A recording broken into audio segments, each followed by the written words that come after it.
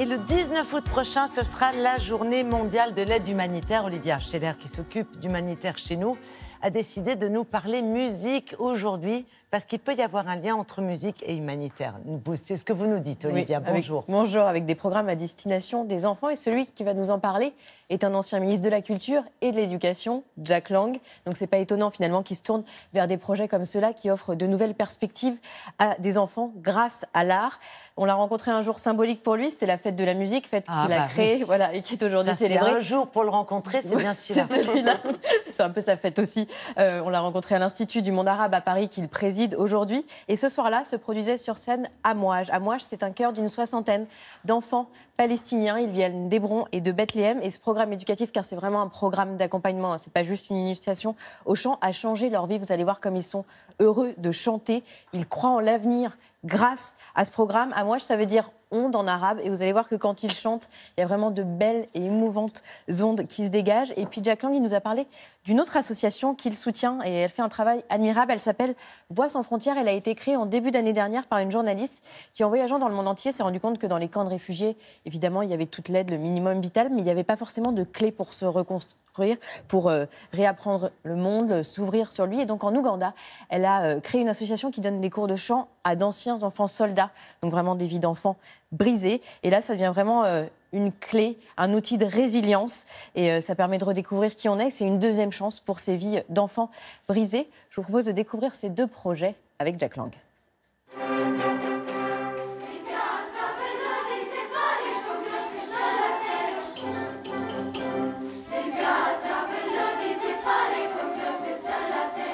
La musique est l'un des arts qui permet le mieux une ouverture internationale et notamment une ouverture à tous les pays qui aujourd'hui peuvent se trouver en grande difficulté.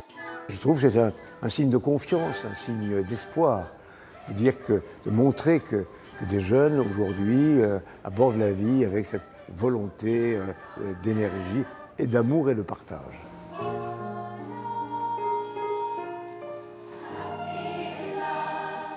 On chante avec notre cœur. C'est un sentiment très fort. J'ai l'impression d'être ailleurs. Je vole. Parce que la musique fait partie de notre vie. Quand je suis triste, je chante. Et je me sens tellement mieux. La musique, c'est une façon de dire au monde entier que nous sommes de Palestine. C'est un très très beau pays. On est tellement fiers.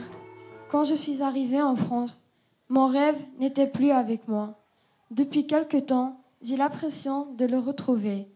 Je reprends espoir. La langue, comme l'aurait dit Verlaine, est musique.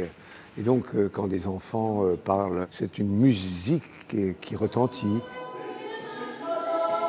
La réinsertion de jeunes par la musique, par le chant choral en particulier, ça s'appelle Voix sans frontières. Ils font un travail absolument remarquable. Et en l'occurrence, ça concerne en Ouganda des enfants qui avaient été enfants soldats, c'est-à-dire enfants tueurs, dans le Sud-Soudan, pendant cette guerre cruelle qui se déploie là-bas. Et ces enfants ont pu retrouver leur dignité et leur humanité par la musique. Je pense que si partout dans le monde, on accordait à l'art, à la culture, à la musique, une place centrale, beaucoup de guerres, beaucoup de conflits seraient évités.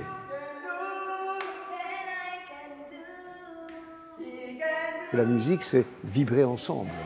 Donc, d'une certaine manière, mieux se comprendre, mieux vivre. Si j'ose dire, j'étais ministre de la Culture et de l'Éducation dès l'âge de 10 ans, parce qu'à ce moment-là, déjà, avec mes copains, je croyais que l'art, la culture était le meilleur ciment de notre amitié. Bon, mais ce sont des superbes initiatives. Et en plus, je crois qu'ils ont du succès. Ce sont des chorales qui marchent bien. Voix sans frontières, ils ont fait un concert à peu près au moment de la fête de la musique en Ouganda. Et alors, Eddie Kenzo, alors nous, on ne connaît pas, mais c'est la grande star ougandaise, a chanté et dansé avec eux. Imaginez ce que ça peut représenter pour ces enfants-là. Donc du coup, voilà, ce projet-là, il va se développer. Il y aura sûrement encore des concerts l'année prochaine et on suivra leurs initiatives. Et pareil, à Mouage, ces enfants palestiniens qui se sont retrouvés en tournée en France, parce qu'ils ont fait plusieurs dates.